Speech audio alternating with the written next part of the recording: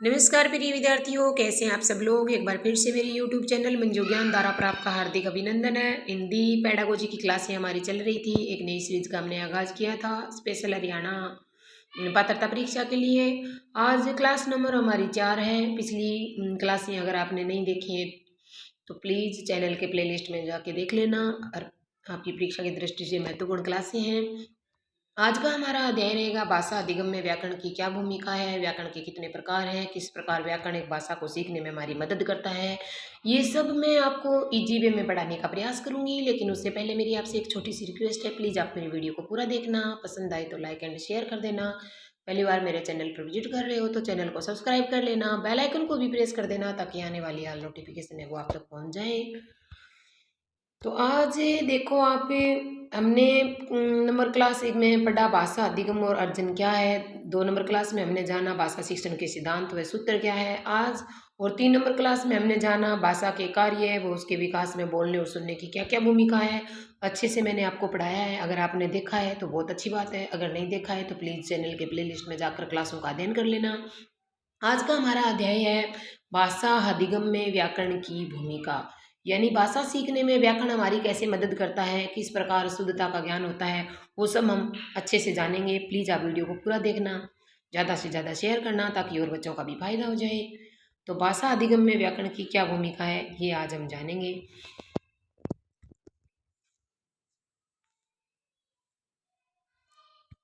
तो देखो, भाषा अधिगम में व्याकरण की भूमिका यानी भाषा अधिगम, अधिगम का अर्थ होता है सीखना। अर्थात क्या होता है भाषा अधिगम, अर्थात भाषा को सीखना।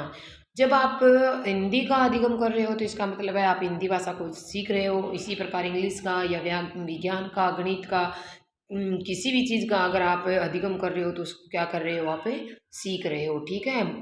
अधिगम का मतलब होता है सीखना। क्या होता है, अधिगम का मतलब सीखना होता है।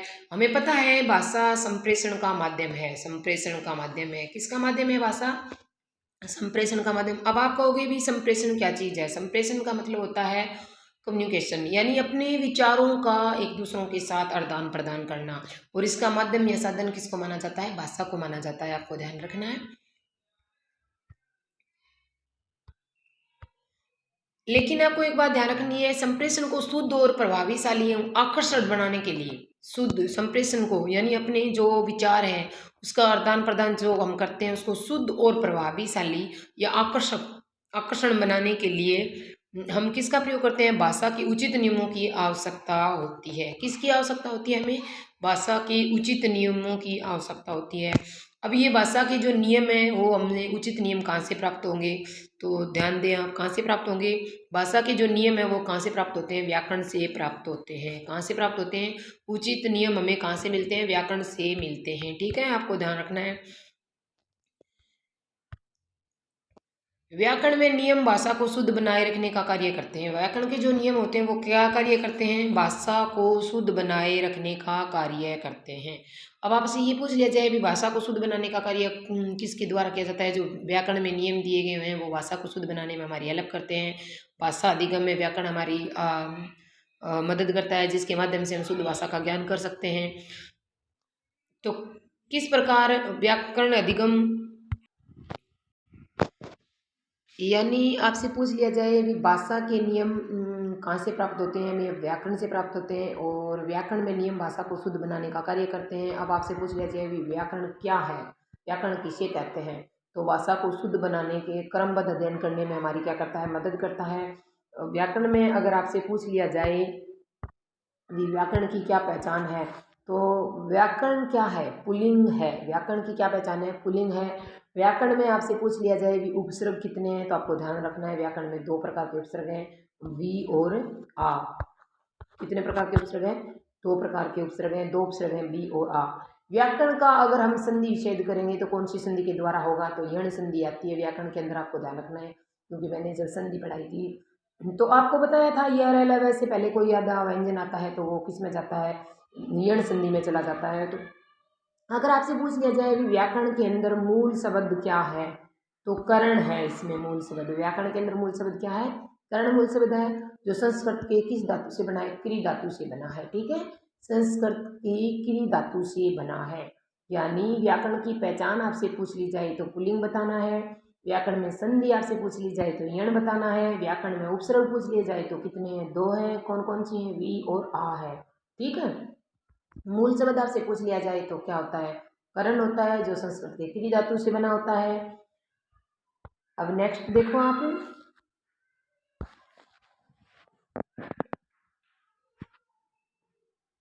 नेक्स्ट में लिखा है भाषा शिक्षण के प्रयोग में शुद्धता और स्पष्टता लाने के लिए व्यवहारिक व्याकरण के शिक्षण की अहम भूमिका होती है। हमारी जो भाषा है उसके जो शिक्षण के अंदर जब शुद्धता, प्रयोग में शुद्धता और स्पष्टता लाने के लिए किस व्याकरण की आवश्यकता होती है, व्यवहारिक व्याकरण की अहम भूमिका होती है। अब आप कहोगे भी व्याकरण नाम हमने तो सुना है, लेकिन व्यवहारिक व्याकरण क्या होता है। जब आप छोटे थे तो आपको नहीं पता था अभी संज्ञा सर्वनाम क्रिया लिंग वचन काल कारक ये सब क्या है, ये आपको नहीं पता था। लेकिन आप जाने अनजाने में व्याकरण का यूज करते थे, जाने अनजाने में अपने लहजे में व्याकरण का प्रयोग करते थे, आपको नहीं पता है। लेकिन फिर भी आप व्यवहारिक रूप से कहीं न कहीं किसी रूप में आप क्या करते हो, व्याकरण का उपयोग करते हो। व्याकरण के माध्यम से आप शब्दों को बोलते हो। कैसे भी आपको नहीं पता है, रूल नहीं पता है, विसंज्ञा क्या है, सर्वनाम क्या है, क्रिया क्या है, लिंग क्या है। लेकिन उसके बाद भी जब आप इस चीज़ों को अपने व्यवहारिक रूप से प्रयोग में लाते हो, जाने अनजाने में किसी शब्द या सेंटेंस में इसका प्रयोग करते हो, तो वो क्या कहलाता है, व्यवहारिक व्याकरण कहलाता है। जिस व्यवहारिक व्याकरण के कोई रूल्स नहीं होते हैं, किसी प्रकार का कोई नियम नहीं होता है। इसमें क्या होता है, व्यवहार के माध्यम से बच्चे को भाषा का शुद्ध ज्ञान दिया जाता है।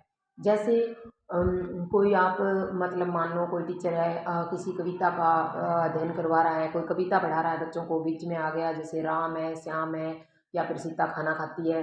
तो सीता खाना खाती है, क्या है, सीता खाना खाती है। तो इसमें सीता क्या है, संज्ञा है। तो आपने बिना नियम लगाए हुए व्यवहारिकता के आधार पर व्यवहारिक रूप से बच्चे को क्या दे दिया, व्याकरण का ज्ञान दे दिया। विशिता क्या है, संज्ञा है, खाना खाती है, खाना और खाना खाती है क्या है, क्रिया है। और सीता क्या है, पुल्लिंग स्त्रीलिंग है, स्त्रीलिंग की वजह से खाती क्रिया आया है। अगर राम सीता की जगह राम आता तो खाना, राम खाना खाता है, ऐसे आता। ठीक है। तो आप कविता को पढ़ाते पढ़ाते, कविता का अध्ययन करवाते करवाते बच्चों को क्या करवा देते हो, संज्ञा का, सर्वनाम का, क्रिया का, लिंग का, काल का, सब का क्या करवाया जाता है, इसमें व्यवहारिक ज्ञान दिया जाता है। व्यवहारिक वही क्या कहलाता है, व्यवहारिक व्याकरण कहलाता है। ठीक है।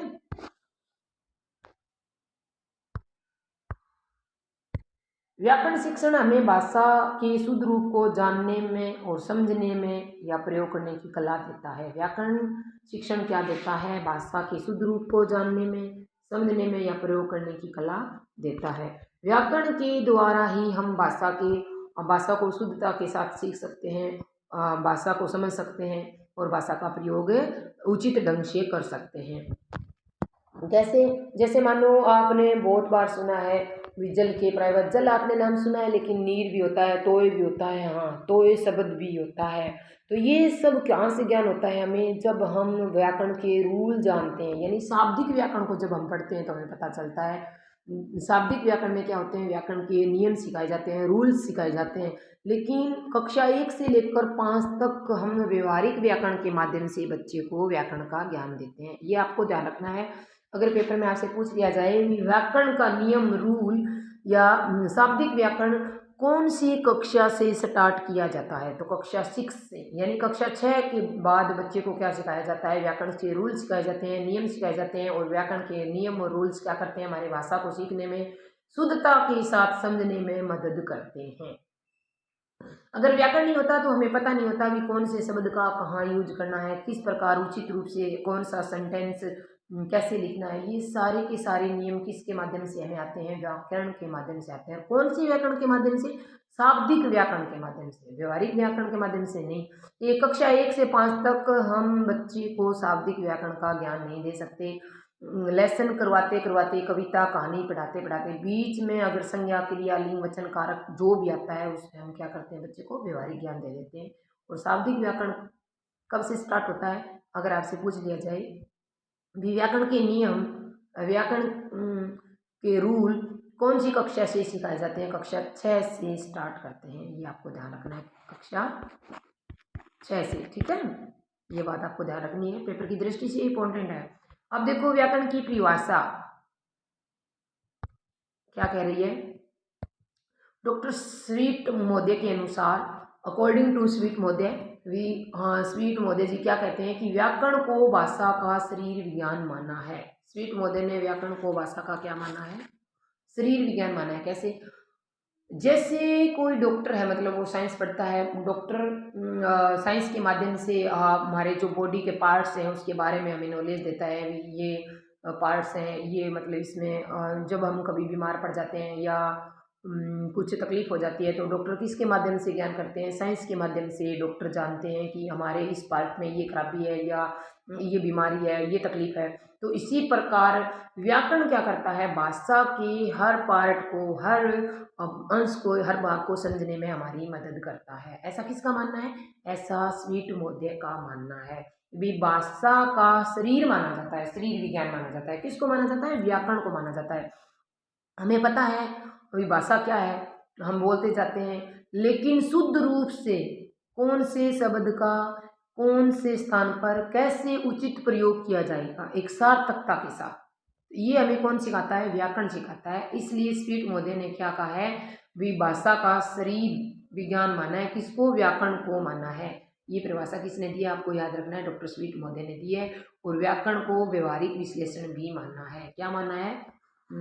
भाषा का व्यवहारिक विश्लेषण भी व्याकरण को माना है। किसने? स्वीट महोदय ने माना है। नेक्स्ट परिभाषा आप देखो, पतंजलि मुनि के द्वारा व्याकरण को शब्दानुशासन कहा गया है। व्याकरण को क्या कहा गया है? शब्दानुशासन कहा गया है। पतंजलि मुनि क्या कहते हैं? व्याकरण को शब्दानुशासन कहते हैं। पतंजलि मुनि जी का मानना है अगर व्याकरण नहीं होता तो हमें शब्दों का अनुशासन नहीं आता। अभी कौन से शब्द का कहाँ प्रयोग करना है, किस प्रकार से उचित रूप से करना है, कौन सा शब्द शुद्ध है या अशुद्ध है, हम अनुशासन नहीं जानते, नियम नहीं जानते। तो व्याकरण हमें क्या करता है? शुद्धता के साथ भाषा को समझने का और प्रयोग करने का हमें हमारी मदद करता है। और भाषा सीखने में, भाषा के विकास में व्याकरण हमारा क्या करता है?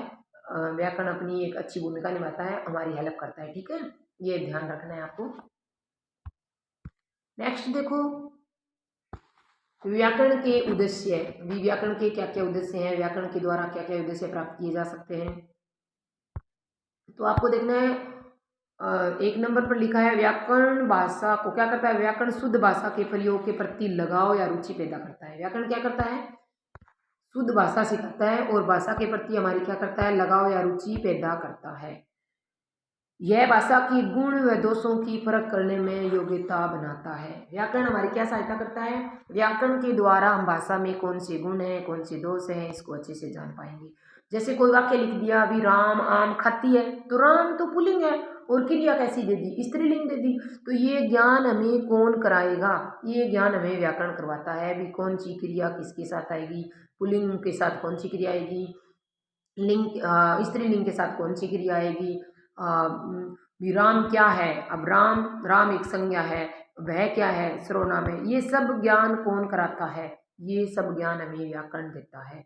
हमारी भाषा को समझने में, भाषा को पहचानने में, शुद्धता का प्रयोग करने में व्याकरण हमारा करता है, अपनी अहम भूमिका निभाता है, जिसके माध्यम से हम क्या कर सकते हैं? भाषा का डेवलपमेंट कर सकते हैं, भाषा का विकास हो सकता है।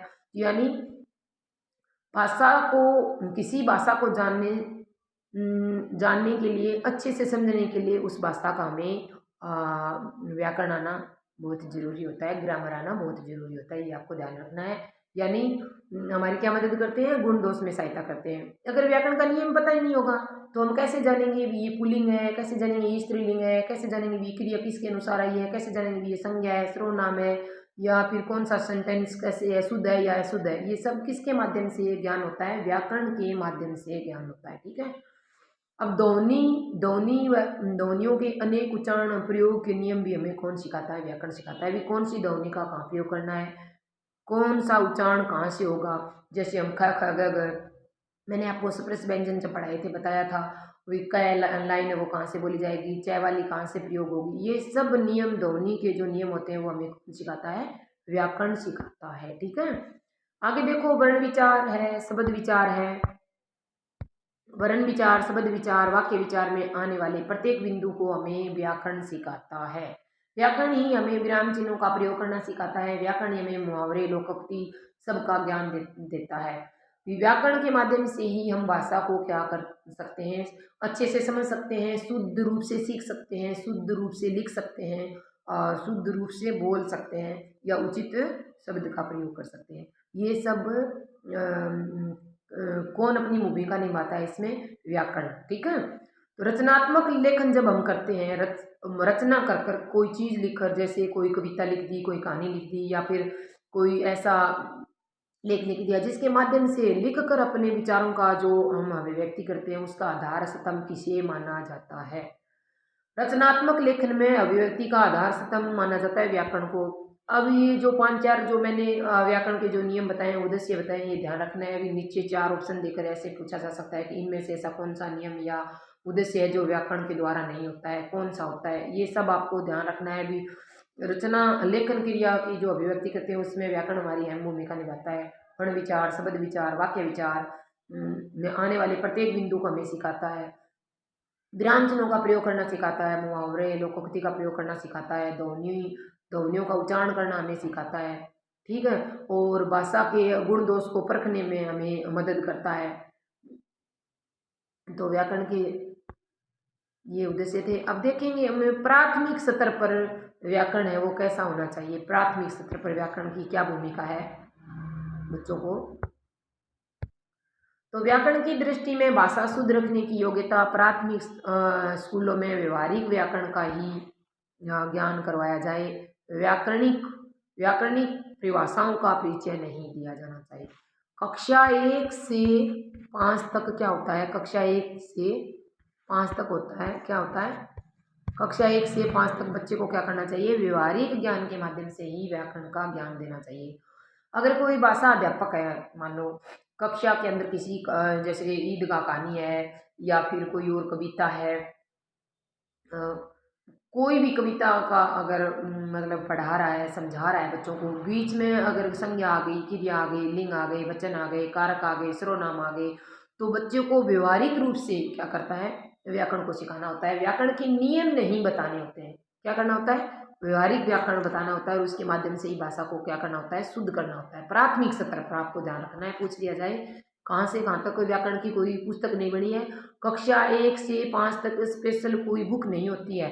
जब कक्षा अध्यापक होता है या भाषा का जो कोई भी अध्यापक होता है, किसी लेसन को पढ़ा रहा है, या कविता पढ़ा रहा है, कहानी पढ़ा रहा है, या फिर कुछ और समझा रहा है, उसके बीच में अगर संज्ञा आ गई, क्रिया आ गई, लिंग वचन कारक जो भी आ गया, तो उसका ज्ञान कविता पढ़ाते पढ़ाते, पाठ पढ़ाते पढ़ाते, समझाते समझाते बच्चे को देना है। ठीक है, वही क्या कहलाता है, व्यवहारिक व्याकरण कहलाता है। और कहाँ काम आता है, प्राथमिक स्तर पर काम आता है। ठीक है, प्राथमिक स्तर पर आपको ध्यान रखना है, व्याकरण के नियम नहीं सिखाए जाते, परिभाषाओं का ज्ञान नहीं दिया जाता। नेक्स्ट देखो, नेक्स्ट में लिखा है उच्च प्राथमिक स्तर, यानी कक्षा 6 से आगे तक जो आई है बातें। अब क्या होता है, कक्षा 6 से नियम लागू हो जाते हैं व्याकरण के, आपको ध्यान रखना है। कक्षा 6 से क्या हो जाता है, व्याकरण के रूल्स नियम लागू हो जाते हैं, व्याकरण की एक स्पेशल बुक हो जाती है। उसके माध्यम से हम बच्चे को क्या करते हैं, एक मानक शुद्ध भाषा लिखने की योग्यता सिखाते हैं। यहाँ क्या होता है, लिखने का विकास होता है बच्चे का व्याकरण के माध्यम से। यहाँ शाब्दिक व्याकरण सिखा रहे हैं हम बच्चे को। और कक्षा 1 से 5 तक हमने क्या सिखाया है, व्यवहारिक व्याकरण सिखाया, जिसमें क्या होता है बच्चे का बोलने की जो क्रिया होती है ना, बोलने की, वो मतलब बोलने में सुधार होता है बच्चे का, या लिखने की योग्यता में सुधार होता है। और कक्षा 5 तक क्या होता है, बोलने की क्षमता में, योग्यता में सुधार होता है। तो आपको ध्यान रखना है भी, कक्षा 6 से व्याकरण की बुक होती है, नियम होते हैं, मानक रूप से शुद्ध भाषा लिखने की योग्यता होती है। प्रत्येक व्याकरणिक इकाई को प्रयोग की योग्यता बनाता है। प्रत्येक व्याकरणिक इकाई को नियम के अनुसार पढ़ाया जाता है। ठीक है, अब देखो व्याकरण के रूप, अगर आपसे पूछ लिया जाए भी व्याकरण के रूप कितने हैं, तो आपको देना है आंसर, कितने देना है, 3 आंसर बताना है। व्याकरण के कितने रूप होते हैं? 3 होते हैं। कौन कौन से? औपचारिक व्याकरण, अनौपचारिक व्याकरण जिसको आप व्यवहारिक व्याकरण भी बोल सकते हो, प्रासंगिक व्याकरण। कौन कौन से होते हैं? नाम याद रखो ध्यान से। सबसे पहले देखो कि व्याकरण के रूप कितने हैं, तो 3 रूप होते हैं। फिर पूछ लिया जी भी कौन कौन से वो 3 रूप है, तो औपचारिक व्याकरण है, अनौपचारिक व्याकरण जिसे आप व्यवहारिक व्याकरण भी कह सकते हो, प्रासंगिक व्याकरण है। ये 3 व्याकरण है जिसमें से जो अनौपचारिक व्याकरण, जो व्यवहारिक व्याकरण, जो कक्षा 1 से लेकर 5 तक जो काम आता है, जो बिना किसी बुक के सहायता से, बिना किसी नियम से, आम बोलचाल की भाषा से, अनुकरण के माध्यम से जिसे बच्चा सीखता है, उसको अनौपचारिक या व्यवहारिक व्याकरण कहते हैं। और इसका स्वरूप आपसे पूछ लिया जाए किसने तैयार किया, जो अनौपचारिक व्याकरण या व्यवहारिक व्याकरण है उसका स्वरूप है वो चॉम्स्की ने दिया। और चॉम्स्की ने कहा कि बच्चे के अंदर जन्मजात से ऐसी क्षमता होती है कि वो भाषा को सीख लेता है। चॉम्स्की ने क्या कहा कि बच्चे के अंदर जन्मजात ऐसी शक्ति, ऐसी क्षमता, ऐसी योग्यता होती है कि वो भाषा को क्या कर लेता है? सीख लेता है। ये बात आपको ध्यान रखनी है। आपसे पूछ लिया जाए व्याकरण के रूप 3 होते हैं, औपचारिक व्याकरण, अनौपचारिक व्याकरण। अनौपचारिक व्याकरण का दूसरा नाम पूछ लिया जाए तो आपको बताना है व्यवहारिक व्याकरण। और 3 नंबर पर होता है प्रासंगिक व्याकरण। और जो अनौपचारिक या व्यवहारिक व्याकरण है उसका स्वरूप है वो चॉम्स्की ने किया, चॉम्स्की ने दिया। और चॉम्स्की ने कहा कि बच्चे जन्मजात भाषा सीखने की योग्यता या क्षमता रखते हैं। ठीक है, अब एक एक को जानेंगे भी। अनौपचारिक व्याकरण क्या होता है? अनौपचारिक व्याकरण में क्या होता है, हमें रूल्स और नियम लहजे के साथ बोलना होता है, तमीज से बातें करनी होती है, बड़ों का मान सम्मान करना होता है। लेकिन अनौपचारिक क्या होता है? अनौपचारिक में हम अपने मित्रों के साथ, दोस्तों के साथ तू तड़ाक करके जो बातें करते हैं ना, वो अनौपचारिक में आती है। और जो आदर के रूप में बातें की जाती है वो औपचारिक में आती है। अब हम एक एक को जानेंगे भी। औपचारिक व्याकरण क्या है, अनौपचारिक व्याकरण क्या है, प्रासंगिक व्याकरण क्या है, क्या क्या नियम है। ठीक है, तो आगे देखो आप नेक्स्ट में मैंने लिखा है औपचारिक व्याकरण। आप ध्यान देना, परीक्षा की दृष्टि से महत्वपूर्ण है, यहाँ से काफी क्वेश्चन बनते हैं पेपर की दृष्टि से। औपचारिक व्याकरण ऐसा व्याकरण जिसमें एक पुस्तक होनी आवश्यक होती है, पुस्तक के माध्यम से बच्चे को सिखाया जाता है। औपचारिक व्याकरण यानी जिसको हम शाब्दिक व्याकरण बोलते हैं, वो कक्षा 6 से लागू होता है। ये भी आपको ध्यान रखना है, कौन सी कक्षा से? कक्षा 6 से लागू होता है, पुस्तक के माध्यम से।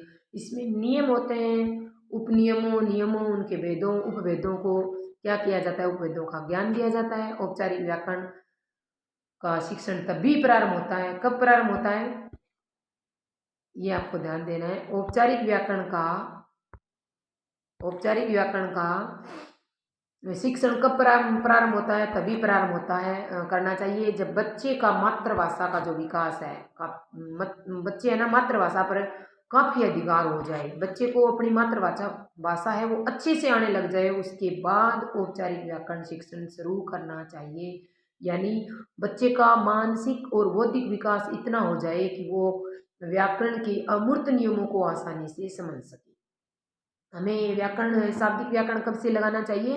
कक्षा 6 से लागू करना चाहिए। नियम कब से सिखाने चाहिए? कब से? जब बच्चे का मानसिक और बौद्धिक विकास इतना हो जाए कि बच्चा अमूर्त नियमों को आसानी से सीख सके। व्याकरण में जितने भी नियम दिए हुए हैं वो क्या है? मूर्त नहीं, अमूर्त है। अमूर्त मतलब भी आप एक फॉर एग्जाम्पल के तौर पर आप देखो भी, मैं बोलूँगी आपको भी संज्ञा, किसी व्यक्ति, वस्तु, जगह आदि के नाम को संज्ञा कहते हैं, लेकिन इसमें किसी प्रकार का कोई मूर्त रूप नहीं है। यानी अमूर्त रूप से समझने की क्षमता बच्चे में आ जाए, यानी मानसिक और बौद्धिक रूप से बच्चा तैयार हो जाए शाब्दिक व्याकरण को समझने में, उसके बाद क्या करना चाहिए? शाब्दिक व्याकरण, औपचारिक व्याकरण का ज्ञान बच्चे को देना चाहिए। ठीक है, ये आपको ध्यान रखना है। नेक्स्ट देखो आप,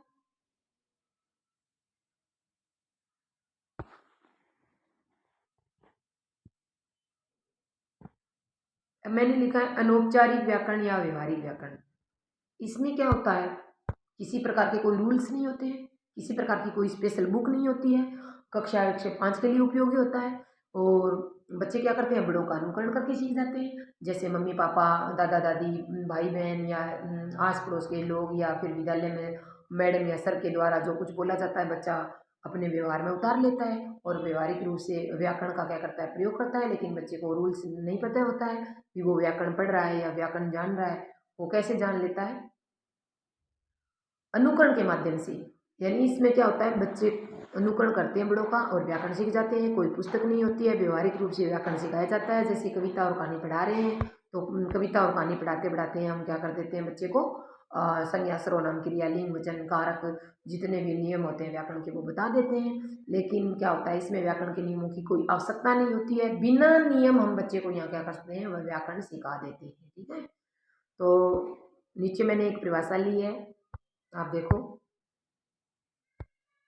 लॉर्ड मैकाले ने कहा है, मनुष्य उसी भाषा का पूर्ण पंडित हो सकता है जिसे उसने पहले भाषा को और उसके बाद उसके व्याकरण को सीखा हो। लॉर्ड मैकाले जी क्या कहते हैं, मनुष्य उसी भाषा में क्या हो सकता है, पंडित या विद्वान हो सकता है या पूर्ण हो सकता है, पहले उसने भाषा सीखी हो अपनी। जैसे हमने हमारी हिंदी भाषा सीख ली है, उसके बाद हम क्या करते हैं, भाषा के व्याकरण को जानते हैं। इसी प्रकार इंग्लिश सीख ली तो इंग्लिश का ग्रामर बाद में जानेंगे, तो ही हम क्या कर पाएंगे, अच्छे से भाषा को जान पाएंगे। ये किसने कहा है, आपको याद रखना है, लॉर्ड मैकाले ने कहा है। नोट में मैंने लिखा है, व्याकरण का निर्माण बाद में, भाषा का विकास पहले हुआ है। पूछ लिया जाता है कभी कभार पेपर में, व्याकरण का निर्माण बाद में और भाषा का विकास क्या हुआ है, पहले हुआ है। पहले क्या सीखते हैं हम, भाषा सीखते हैं, उसके बाद उसका ग्रामर सीखा जाता है। ठीक है, ये बात आपको ध्यान रखनी है। आज बस यहीं तक, मिलते हैं कल नेक्स्ट वीडियो में। तब तक के लिए आप सभी को मेरा प्यार भरा नमस्कार। जय हिंद, जय भारत।